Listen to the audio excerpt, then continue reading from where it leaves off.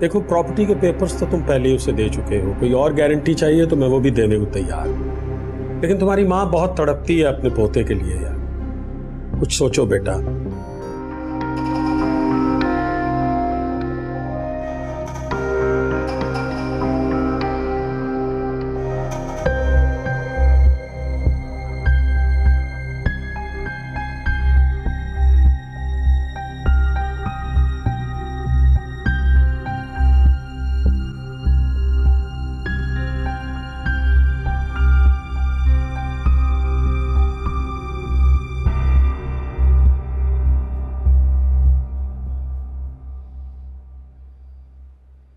अली से चल, तुम्हें घर ड्रॉप कर दूं, सब वेट कर रहे।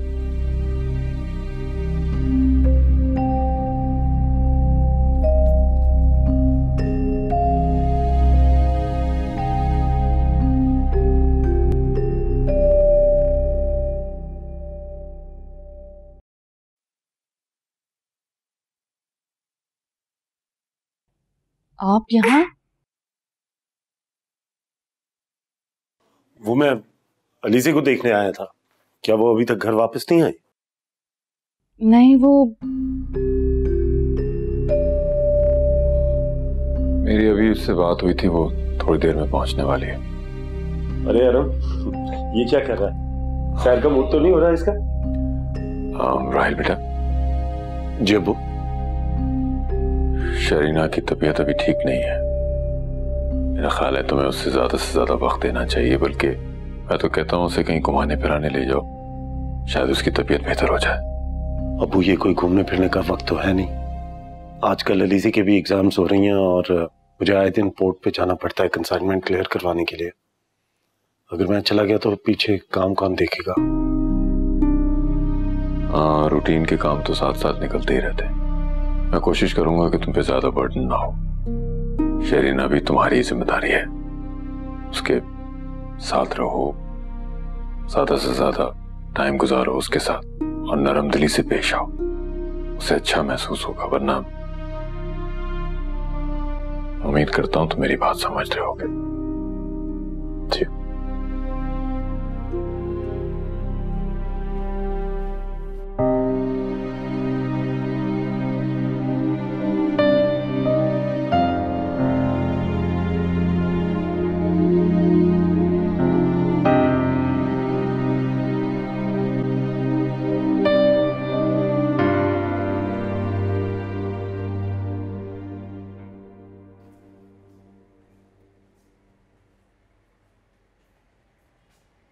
क्या बात है, आज तुम बड़ी जल्दी घर आ गए?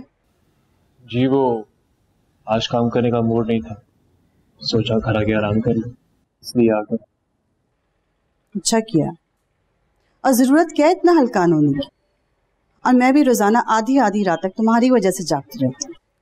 चलो अच्छा है, इसी बहाने हम शाम की चाय भी साथ पी लेंगे और रात का खाना भी साथ खा लेंगे। तुम रिलैक्स करो, मैं चाय लेकर आती हूँ। जी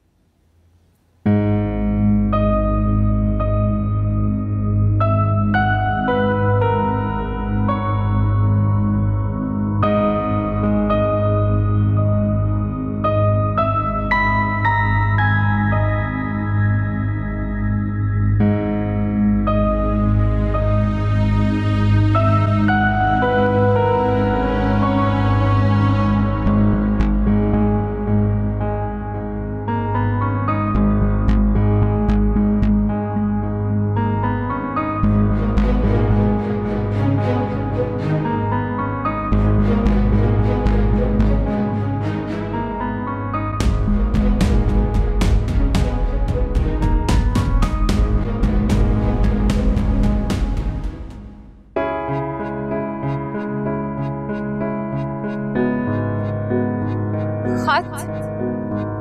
कौन सा खत? प्लीज अब इस तरह की कोई भी कोशिश मत करें। ना ही मुझसे मिलने की कोशिश करें और ना ही मुझे बार बार फोन करें।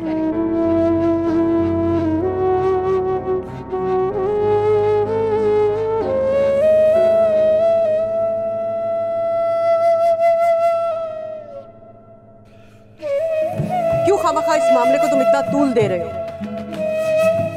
जरूर उसने कुछ सोचा होगा, यकीनन किसी और मर्द के चक्कर में होगी वो। रुके अंदर कोई ना जाके, तन के पुजारी सब है, साथ जाने का कोई फायदा नहीं है। जिंदगी ऐसे मोड़ पे आई, जहर में डूबे लब, क्योंकि हम दोनों के रास्ते अब अलग अलग वो हैं। मौत की घड़ी कोई जब ना मिले, शब गम के सिवा कोई शब ना मिले।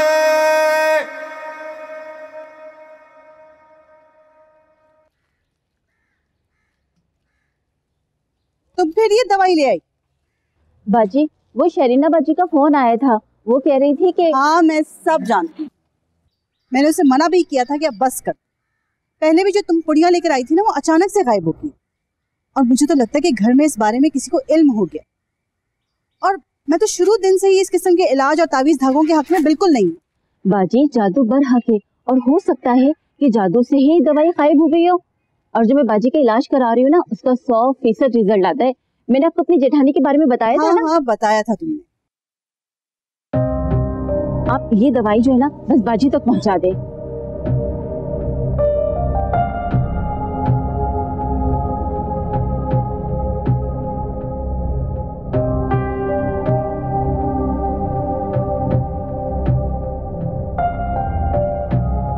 आप जानती हैं इसमें क्या है? हाँ वो क्या है इस पुड़िया में? वो अहमद भाई हकीम साहब से दवाई लेकर आई बाजी के लिए। उनकी तबीयत ठीक नहीं रहती ना, तो इसलिए। दवाई क्या कीमत है इसकी? वो हकीम साहब पैसे थोड़ी ना लेते हैं इससे, वो तो फी सबीलिल्लाह काम करते हैं। लेकिन आप तो पैसे ले रही हैं। वो बाजी जो अपनी खुशी से देती है वो मैं ले लेती हूँ, और मैंने अपने कभी मुझसे मांगा कुछ भी नहीं है। अब बड़ी बाजी से पूछ लें। हमें क्या है ये सब? क्या है ये सब? मुझे आपसे इस चीज की उम्मीद नहीं थी। ये जाली हकीमों के नुस्खे, दवाइयाँ, धागे, क्या है ये सब? हमें कुछ फायदा नहीं होता इस सब का। बेटा मैंने शरीना को मना किया था, मगर तुम तो जानते हो ना कि उसके वहम की आदत है, और ये उसी वहम का फायदा भी उठाते। साफ साफ बोलो, तुम कहाँ से लेकर आई हो ये? झूठ मत बोलना मुझसे। झूठ बोला ना तो अभी इसी वक्त मैं थाना ले जाऊंगा, फिर सारी जिंदगी जेल की हवा खाओगी तुम। आपको अल्लाह का वास्ता है अमर भाई, मुझे थाने मत लेके जाइएगा। मुझे पुलिस वालों से बहुत डर लगता है। मैं आपको सब सच सच बता देती हूँ।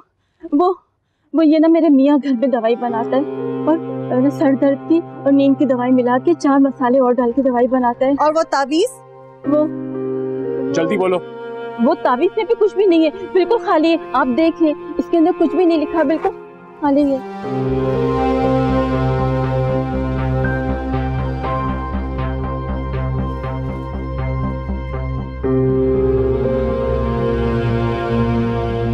ये देखिए, कुछ भी नहीं लिखा इसके अंदर। देख लिया आपने? तुम्हें तो मैं ऐसा मता चुकाऊंगा कि तुम और तुम्हारा शोहर सारी जिंदगी याद रखोगे। अभी तुम्हें पुलिस के हवाले करता हूँ, सारी जिंदगी तुम और तुम्हारा शोहर वापस जेल की हवा खाओगे। अमर भाई, आपको अल्लाह का वास्ता मुझे पुलिस के हवाले मत करें। मेरे छोटे छोटे बच्चे, मैंने उनकी खातिर सब कुछ किया है। बाजी आप मुझे माफ कर दें अमर भाई। अल्लाह औलाद वाली होकर दूसरों की जज्बात के साथ खेलती, तुम्हें शर्म नहीं आती? अगर मैं तुम्हें बरसों से ना जानती होती और तुम्हारे बच्चों का ख्याल ना होता ना, तो मैं तुम्हें कभी माफ ना करती। अमर छोड़ दो इसे, इसने हमारा जो नुकसान करना था ना अच्छी तरीके से कर दिया। मुझे माफ कर दे, आइंदा ऐसी गलती कभी नहीं होगी। मैं आप लोग अपना चेहरा कभी भी नहीं दिखाऊंगी। मैं यहाँ से कहीं दूर चली जाऊंगी। अगर आज के बाद तुम मुझे इस इलाके में नजर आई ना, तो मुझसे बुरा कोई नहीं होगा। निकल जाओ यहाँ से, निकल जाओ।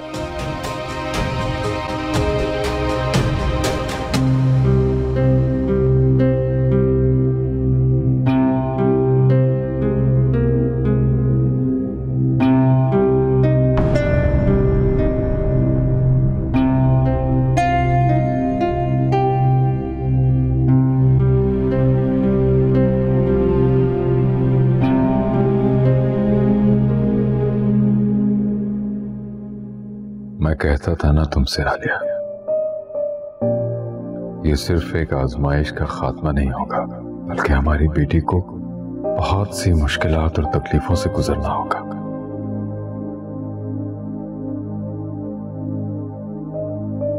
फिक्र मत करना। जब तक मेरी सांसें चल रही हैं मैं अलीसे के साथ हूं, उसके सर पर छांव की तरह। अब्बू, अरे अलीसे बेटा आओ। आपको डिस्टर्ब तो नहीं किया? आप मसरूफ लग रहे हैं। नहीं नहीं, ऐसे ही टाइम बांटने के लिए कुछ काम घर पे ले आया हूं। तुम तो जानती हो राहिल सब कुछ संभालता है। तुम्हारी माँ के बगैर तन्हाई काटने को दौड़ती है तो इन फाइलों से थोड़ा ध्यान बढ़ जाता है बस। अब वो आज मेरा लास्ट एग्जाम है, मैं बस निकलने ही वाली थी, सोचा पहले आपसे मिल लूं। आज एग्जाम है और फिर बस रिजल्ट का इंतजार। फिर आगे के बारे में क्या सोचा बेटा?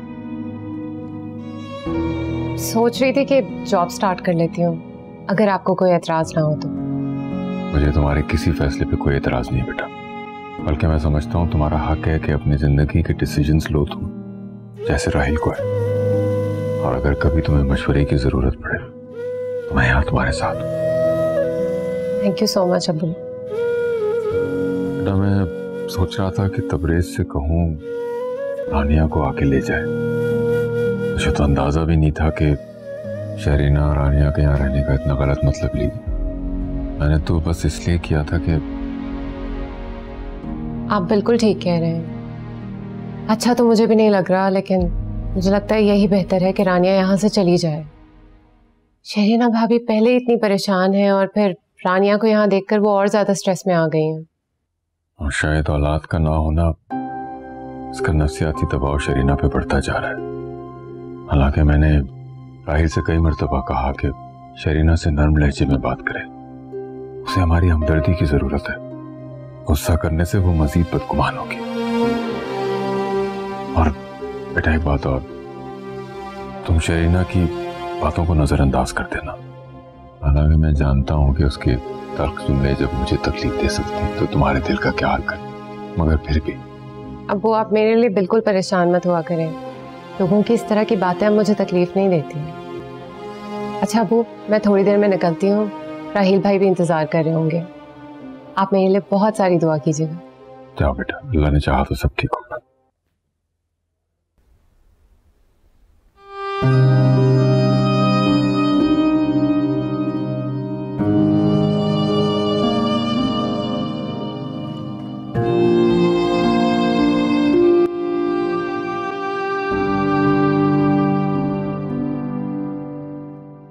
आखिर तुम्हारा मसला क्या है? मैंने तुमसे मना भी किया था कि तुम ऐसी वैसी कोई बात ना करना, लेकिन फिर भी तुमने अब्बू और अलीज़े के सामने जाके वो सारी खराफात दोहरा दी। तो क्यों ना दोहराती मैं वो सब कुछ? वो मुसीबत इस घर में उन्हीं की बदौलत आई है ना। मैं जानती हूँ हर कोई यही चाहता है कि रानिया को। बस कर दो शहरीना, छोड़ दो उस मासूम का पीछा। क्या तुम्हें मुझ पे बिल्कुल भी भरोसा नहीं? राहिल, मुझे अब किसी पे भी भरोसा नहीं।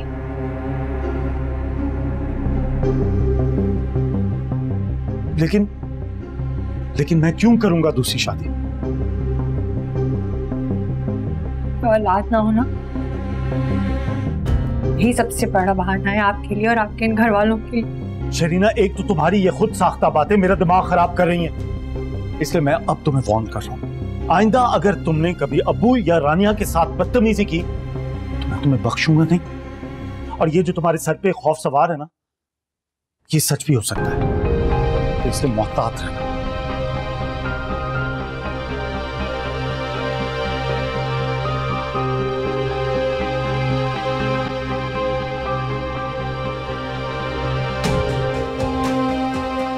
की बात जबान पर आ ही गई, मैं क्या करूंगी?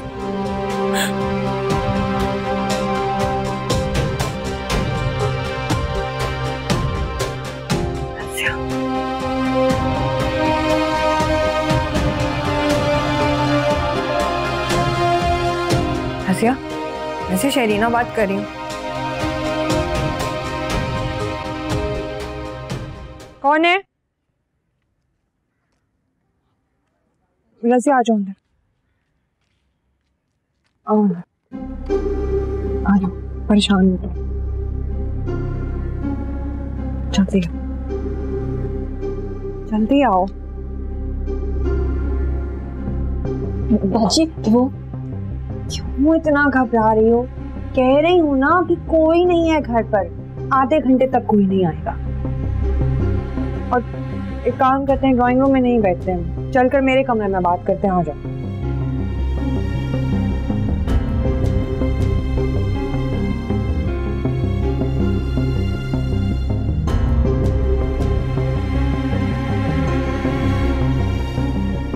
हाँ बशीरे, रजिया बात कर रही हूँ। तू चुप कर मेरी बात सुन। बाजी घर पे अकेली है। हाँ देख, मौका बहुत अच्छा है, अब दोबारा ऐसा चांस हमें नहीं मिलेगा। हाँ हाँ चल मैं फोन रखती हूँ। अच्छा तू जल्दी से देर ना करियो।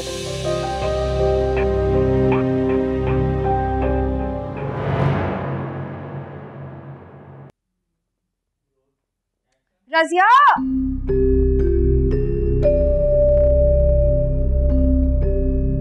बच्ची क्या हुआ? आपकी तबीयत तो ठीक है? अरे आपका चेहरा इतना उतरा हुआ क्यों है? सब खैर तो है ना जी? रजिया,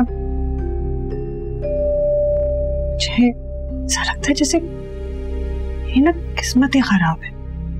हाय बाजी ऐसे तो ना कहे, आपकी किस्मत तो माशाल्लाह इतनी अच्छी है।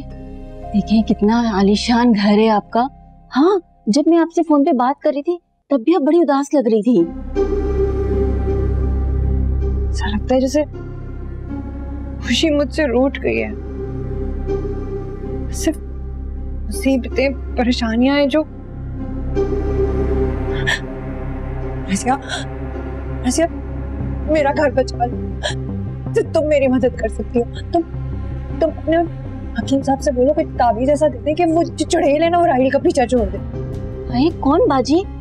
कौन कमबख्त राहिल भाई के पीछे पड़ गई है? रानिया,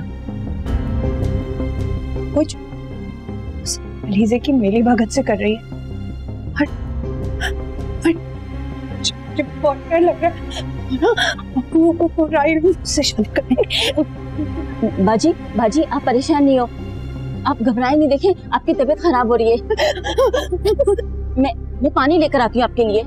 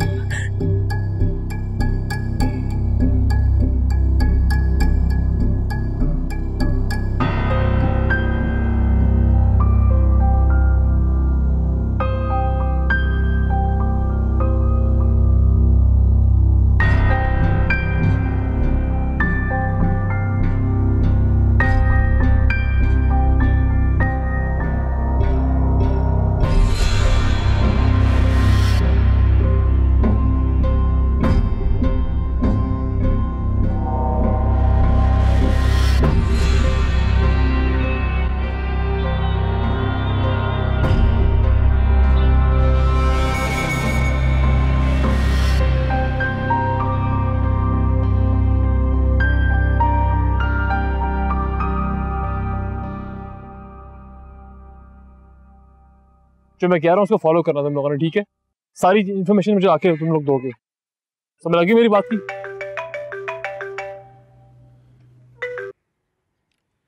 हेलो हेलो हेलो इंस्पेक्टर साहब।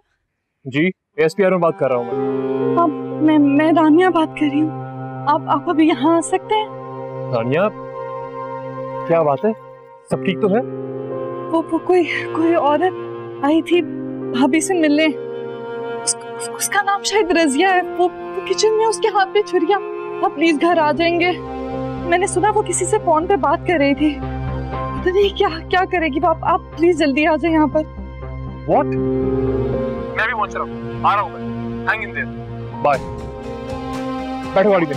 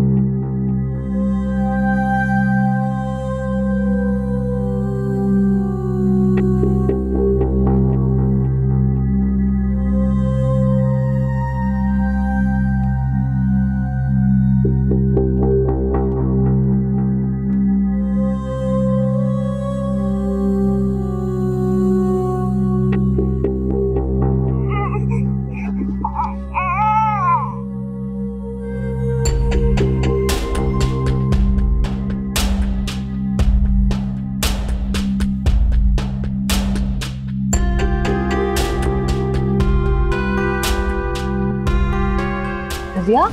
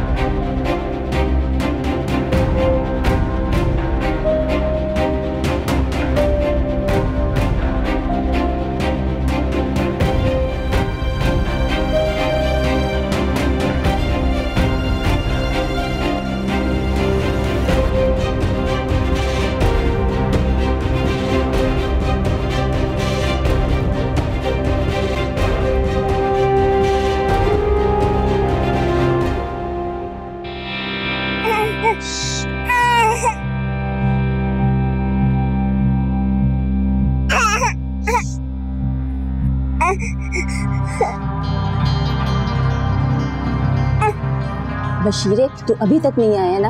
मैंने तुझे कहा भी था कि घर में कोई भी नहीं है।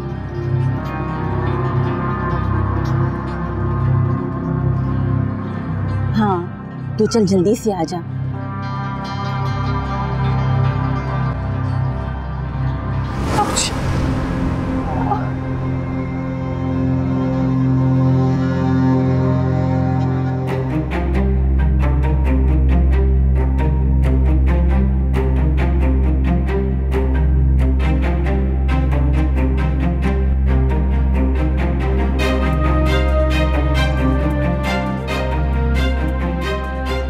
रजिया कहाँ चली? रजिया, रजिया,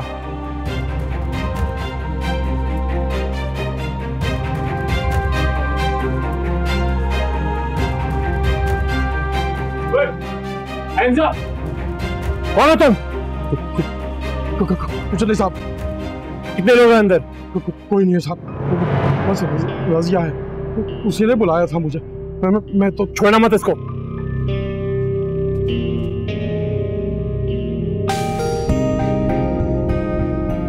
कौन है जी आप? और बाजी के घर में क्या करेंगे? तुम कौन हो और चोरी कर रही थी तुम? नहीं जी, मैं चोर थोड़ी ना हूँ, और चोरी क्यों करूंगी मैं? ये बच्चा किसका है? बड़ा प्यारा बच्चा है जी। हाँ मेरा है, इसको हाथ मत लगाना। मैं कह रही हूँ दूर रहो मेरे बच्चे से।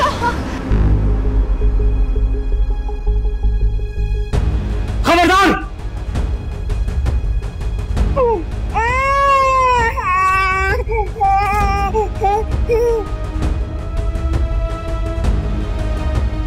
खबरदार! गिरफ्तार करो उसको। तुम ठीक हो? कमरे में।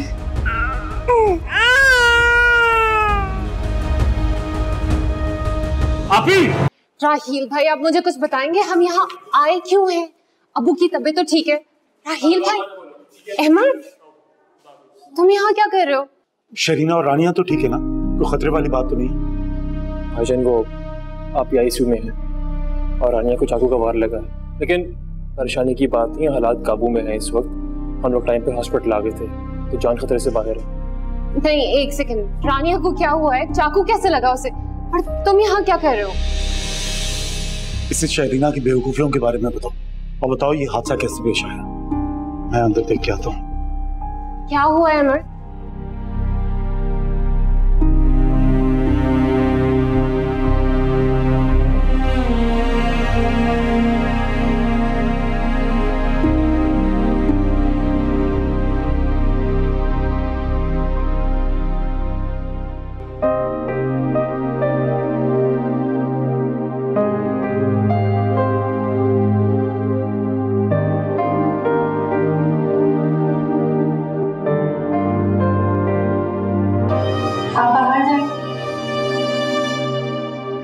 Nurse please. प्लीज आप जाएं यहाँ से, अभी पेशेंट की हालत ठीक नहीं है, आप बाद में आ जाइए।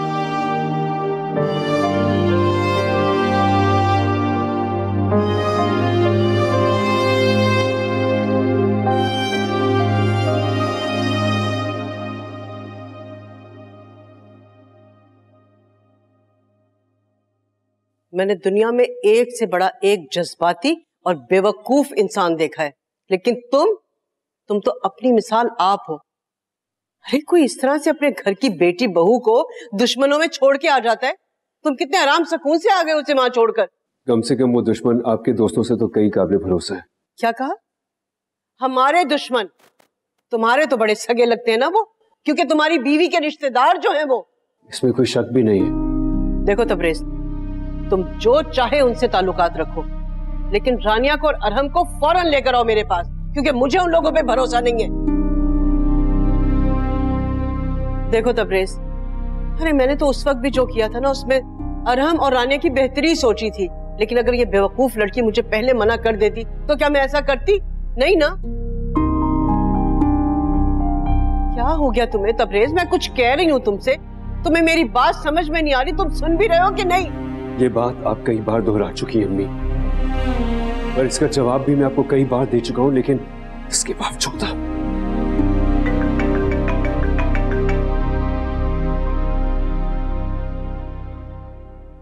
हेलो, क्या ये क्या कह रही हो तुम? वो ठीक तो है ना? कौन सा हॉस्पिटल में? अच्छा ठीक है, तुम परेशान हो, मैं बस आ रहा हूँ। क्या हॉस्पिटल? कौन है हॉस्पिटल में? अरे क्या हुआ है मुझे बताओ तो सही। तबरेज, अरे जवाब तो दो मुझे। तबरेज, या अल्लाह खैर करे, अब क्या हो गया?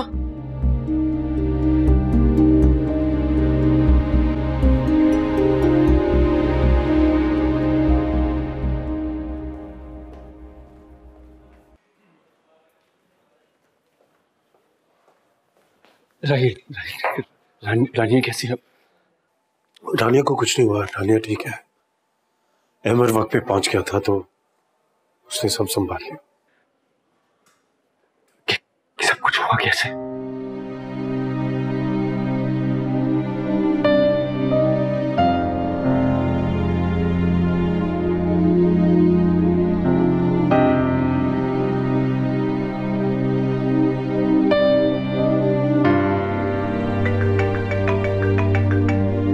I'm so sorry यार, घर से बार बार फोन आ रहा है।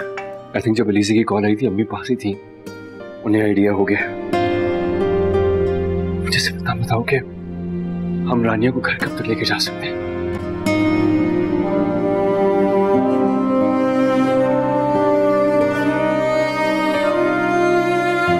राहील,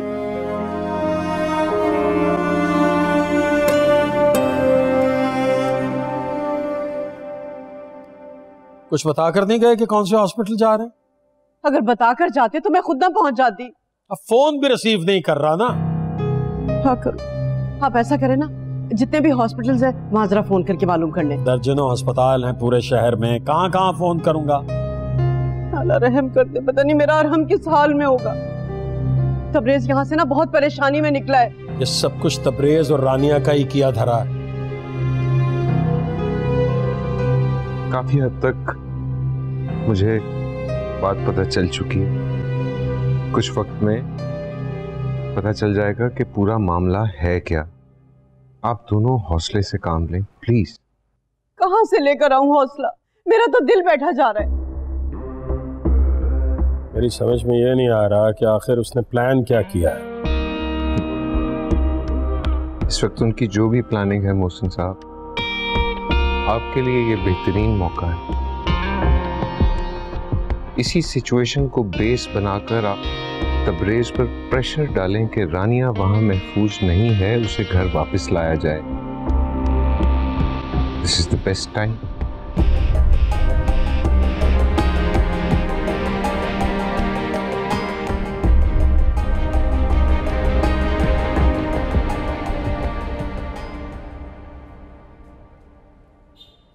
अलीसी, तुम यहाँ क्यों खड़ी हो? अरहम बहुत रो रहा था तो उसे लेकर आई हूँ। भाभी की तबीयत कैसी है अब? ठीक नहीं है वो। डॉक्टर्स कोशिश तो कर रहे हैं, लेकिन तुम प्लीज परेशान मत हो, वो बिल्कुल ठीक हो जाएंगी इंशाल्लाह। Thank you. एनीहाउ मैं तबरेज़ से कहता तुम्हें घर छोड़ देगा। राहिल भाई यहाँ है, मैं उन्हें अकेला छोड़कर नहीं जा सकती। उनकी परवाह मत करो, मैं यहाँ पर हूँ उनके लिए। तुम सुबह से यहाँ पर हो, थकी भी लग रही हो, घर जाओ रेस्ट करो।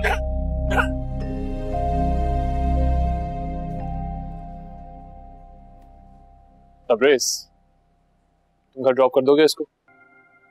हाँ यार, अगर इन्हें मेरे साथ जाने में कोई एतराज नहीं तो मुझे क्या प्रॉब्लम हो सकती है? Why not? एतराज की कोई बात नहीं। लीजिए, अब तुम्हारी जिम्मेदारी है और तुम एक रिस्पॉन्सिबल आदमी हो। ठीक है, मैं गाड़ी में वेट कर रहा हूँ। जाओ लीजिए।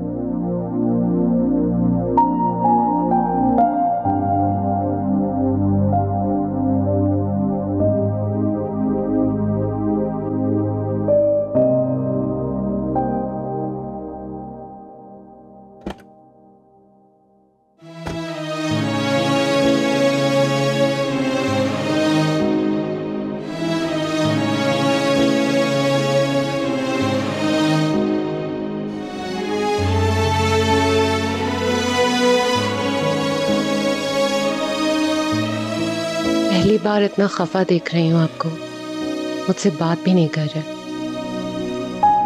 इसका मतलब है कि तुम्हें मेरी नाराजगी से फर्क नहीं पड़ता, इसीलिए तुमने मुझे एक बार भी मनाने की कोशिश नहीं की। मुझे लगता था मुझे कोई फर्क नहीं पड़ेगा, लेकिन जिस तरह आपने आज का पूरा दिन मुझसे कोई भी बात नहीं की, मुझे ऐसा लग रहा है जैसे आपकी जिंदगी में मेरी कोई अहमियत नहीं रही और ना ही कोई जरूरत। और मैं अब तक इस खुदफरेबी में जी रहा था कि तुम्हारी जिंदगी में मेरी अहमियत है और एक न एक दिन तुम्हें मुझसे मोहब्बत भी हो जाएगी। आप मोहब्बत की बात करते हैं, मोहब्बत इतनी बदगुमान तो नहीं होती। मैं तुमसे बदगुमान नहीं हूं लीज़े, लेकिन शायद तुम्हारी जिंदगी में मुझे अपना मकाम समझ आ गया है।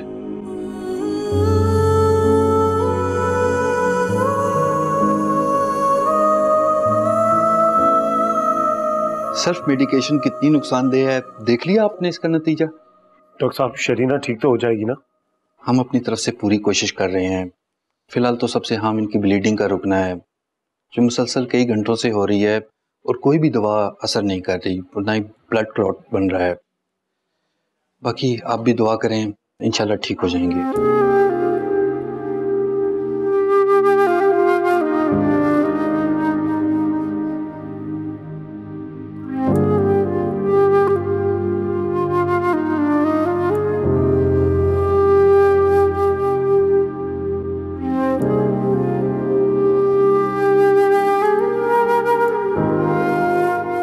क्या तुम्हें मुझ पे बिल्कुल भी भरोसा नहीं? नहीं, मुझे अब किसी पे भी भरोसा नहीं।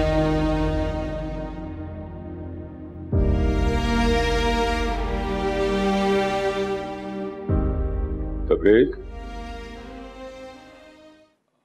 बेटा। अंकल, वो एक्चुअली मैं रानी और अरम को छोड़ने के लिए आया था, बस जा ही रहा था। हाँ, वो रानिया और अरम के हवाले से मुझे तुमसे कुछ बात करनी है।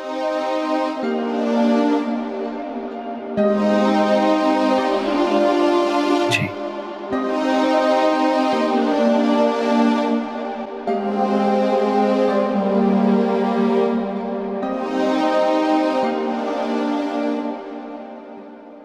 तबरेज़, अरम और रानिया कहाँ है? साथ नहीं आए? रानिया हॉस्पिटल में है। क्या? क्यों, क्या हुआ? कौन से हॉस्पिटल में है?